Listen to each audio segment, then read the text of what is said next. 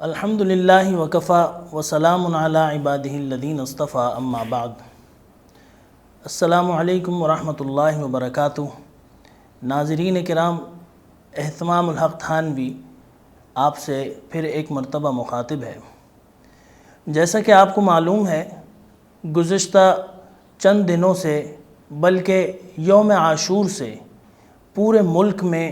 جو ایک غم و غصہ پایا جاتا ہے، اور جس کی وجہ یہ ہے کہ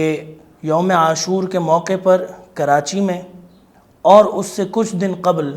اسلام آباد اور پنڈی میں ایک خاص طبقے نے، میں فرقے کا لفظ استعمال جان کے نہیں کر رہا بلکہ ایک خاص طبقہ کہ جو یہ چاہتا ہے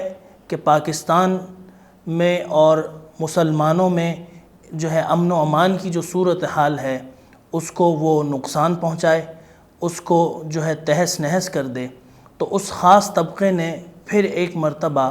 اپنی سازش کے تحت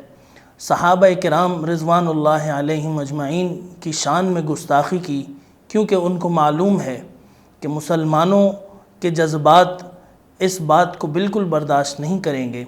لہٰذا پھر ایک مرتبہ انہوں نے اپنی سازش کے تحت یہ کام کیا، اور اس کے بعد سے پورے ملک میں ہر طبقے میں ہر فیلڈ میں ایک غم و غصہ پایا جاتا ہے، اور اسی سلسلے میں بہت سے احتجاج ہوئے، بہت سی ریلیاں بھی نکلیں، پریس کانفرنسز ہوئیں، اجلاس ہوئے، اور تمام جگہوں پر اس کی پرزور مذمت کی گئی۔ اسی سلسلے میں اسی دوران کچھ قانونی شقیں ہمیں معلوم ہوئیں، کچھ سننے میں آئیں کہ پاکستان کے قانون میں یہ شقیں موجود ہیں اس جرم کے لیے کہ اگر نعوذ باللہ خدا نخواستہ کوئی یہ جرم کرتا ہے تو اس کے لیے کیا سزا موجود ہے، لیکن ان شقوں کا صرف حوالہ عوام کے سامنے لایا جاتا ہے، ان کے جو نمبر ہیں وہ عوام کے سامنے لے آئے جاتے ہیں، لیکن ہم نے اس پر غور کیا کہ اس کی تفصیل سے عوام جو ہے ناواقف ہے۔ اسی وجہ سے یہ ارادہ ہوا کہ ایک سلسلہ شروع کیا جائے کہ جس میں ہم 3 حصوں میں یہ بات واضح کریں کہ سب سے پہلے حصے میں کہ قانون، پاکستان کا جو قانون ہے اس میں کون سی شقیں جو ہم سن رہے ہیں اس کی تفصیل کیا ہے، اور اس کے اوپر روشنی ڈالیں، اور اس کے بعد دوسرے حصے میں ہم اس جرم کی شرعی حیثیت کو جانیں کہ شریعت اور اسلام اس جرم کرنے والے کے لیے کیا حکم دیتی ہے، اس میں کیا اس کے لیے حکم موجود ہے، کیا سزا موجود ہے، اور تیسرے نمبر پہ اور تیسرے حصے میں ہمارا ارادہ یہ ہے کہ ہم باہر جو پاکستان سے باہر ممالک ہیں جہاں پہ اسلام کا نظام نہیں ہے، جو اسلام کے نام پر نہیں بنے، جہاں اسلامی حکومتیں نہیں ہیں، وہاں پر کیا قوانین ہیں دوسروں کے مذہب کے لیے۔ لامحالہ مسلمان وہاں پر مائنورٹی میں ہیں، اقلیت میں ہیں، لیکن اس کے باوجود ان کے مذہب کی اور ان کے حقوق کی کس طرح حفاظت کی جاتی ہے، کیا قوانین ہیں۔ تو تیسرے حصے میں، تیسری ویڈیو میں ہم یہ جانیں گے کہ باہر اس کے حوالے سے کیا قوانین ہیں۔ فی الحال جیسا کہ میں نے عرض کیا، پہلے حصے میں ہمیں یہ معلوم کرنا ہے کہ پاکستان میں اس کے لیے کیا قوانین ہیں، اس کی کیا تفصیلات ہیں۔ اس سلسلے میں ہم نے رابطہ کیا ہمارے بہت ہی اچھے، بہت ہی عزیز دوست، ہمارے مشفق، میرے تو بڑے بھی ہیں، میں اگر ان کو بزرگ بھی کہوں تو کوئی غلط نہیں ہوگا، ہمارے بزرگ ہیں، جناب لیاقت علی میو صاحب ایڈوکیٹ ہیں،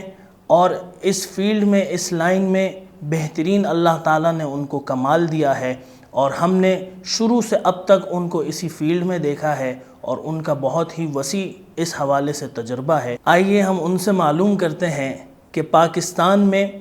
ایسے جرم کے لیے کیا سزائیں موجود ہیں اور اس کا اطلاق کیسے کیا جاتا ہے۔ جناب لیاقت علی میو صاحب۔ السلام علیکم ورحمۃ اللہ وبرکاتہ۔ میرے تمام مسلمان بھائیوں، اس وقت میں آپ سے ایک حساس موضوع پر گفتگو کر رہا ہوں، اور یہ ایک ایسا موضوع ہے کہ جس کی وجہ سے ہمارا ملک اپنے قیام سے لے کر اب تک ہی بڑی بدنظمی کا شکار چلا آ رہا ہے اور بڑی خون ریزیاں بھی اس پر ہوتی رہی ہیں۔ وہ معاملہ ہے توہین رسالت اور توہین صحابہ اور توہین اہل بیت اطہار کی ناموس کا۔ تو اس پر ہمارے ملک میں جو قوانین ہیں، تو قوانین تو ہیں اور بہت مؤثر ہیں، جس میں 295C کی دفعہ ہے۔ یہ 295 سے شروع ہوتی ہے اور A, B اور C تک جاتی ہے اور 298 بھی اس میں آ جاتی ہے۔ ان دفعات کی روح سے اگر کوئی قرآن کریم کی غلط تشریح کرے تو اس کو عمر قید تک کی بھی سزا ہے، اور اگر نبی کریم صلی اللہ علیہ وآلہ وسلم خاتم النبیین کی ختم نبوت کا انکار کرے یا اس پر گستاخی کے معاملات کرے اور ایسے الفاظ ادا کرے کہ جس سے آپ صلی اللہ علیہ وآلہ وسلم کی شان میں گستاخی ہوتی ہو، تو اس میں سزائے موت تک ہے۔ اسی طرح صحابہ کرام رضوان اللہ علیہم اجمعین اور اصحاب اہل بیت اطہار رضوان اللہ علیہم اجمعین، ان کی شان میں گستاخی کے معاملات میں بھی تقریباً 10 سال کی سزا 295A میں ہے۔ تو یہ سارے قوانین ہمارے ملک میں موجود ہیں، جس کی وجہ سے اکثر یہ کہا جاتا ہے کہ اگر کوئی اس قسم کی حرکات کا ارتکاب کرے تو اس کے لیے ہمارے یہاں قانون موجود ہے اور قانون کے مطابق اس کے خلاف کارروائی ہو سکتی ہے۔ اس میں گستاخانہ خاکے بھی آ جاتے ہیں، غلط لب و لہجہ بھی آ جاتا ہے، ایسے وہ تمام الفاظ آ جاتے ہیں جو تضحیک کے زمرے میں آتے ہوں، جس سے مسلمانوں کی دل آزاری ہوتی ہو۔ تو اس معاملے پر ہمارے یہاں قانون بڑے واضح ہیں، لیکن اس پہ FIRیں کٹتی ہیں، تفتیش ہوتی ہے، معاملات عدالتوں تک جاتے ہیں، لیکن سزا کسی کو بھی نہیں ملتی، جس کی وجہ سے عوام میں ایک بے چینی پیدا ہوتی ہے۔ اور سزا نہ ملنے کی وجہ ظاہر ہے کہ ہمارے یہاں کا جو تفتیشی نظام ہے وہ ڈھیلا ڈالا ہے، دوسرے ہمارے یہاں جو سفارشی ایک کلچر ہمارے یہاں بن گیا ہے کہ اگر بڑا کرے تو پکڑا جائے اور بڑا کرے تو چھوڑ دیا جائے اور چھوٹا کرے تو پکڑا جائے،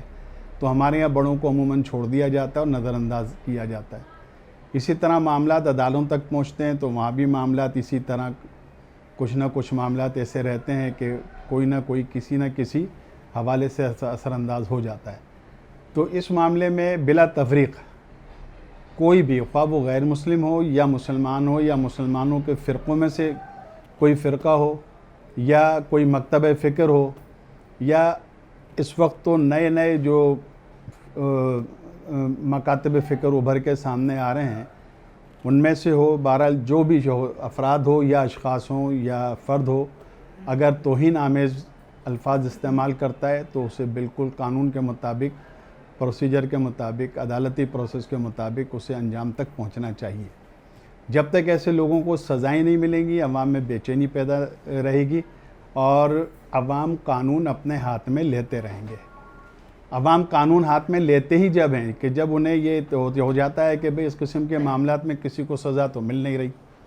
تو اس لیے میری گزارش یہ بھی ہے، اس پلیٹ فارم سے میں تمام مکاتب فکر کے علماء کرام سے خاص طور پر میں یہ اپیل کروں گا کہ وہ اپنے اپنے حلقہ اثر میں اس بات کو مؤثر بنائیں کہ نبی کریم صلی اللہ علیہ وآلہ وسلم خاتم النبیین، صحابہ کرام رضوان اللہ علیہم اجمعین اور اصحاب اہل بیت اطہار رضوان اللہ علیہم اجمعین، یہ تو بہت بڑی ہستیاں ہیں۔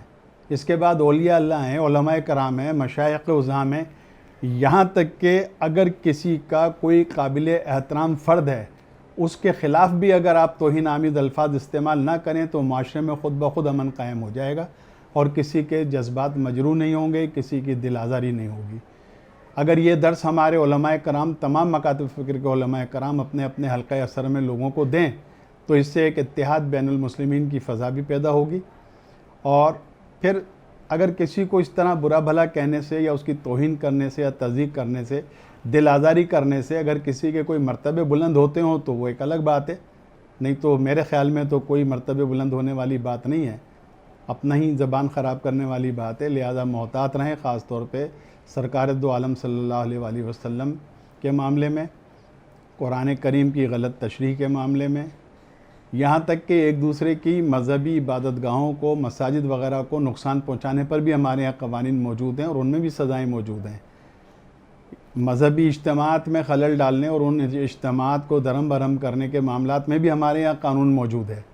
لہذا قانون پر عملداری جو ہے وہ پہلی شرط ہے۔ قانون پر عملداری کے ساتھ ساتھ پھر مقدمات میں مقدمہ ثابت ہونے کی صورت میں سزا بھی ہو تو یقیناً معاشرے سے یہ رجحان ختم ہو جائے گا کہ کوئی کسی کی تضحیک کرے، توہین کرے یا کسی کی دل آزاری کرے۔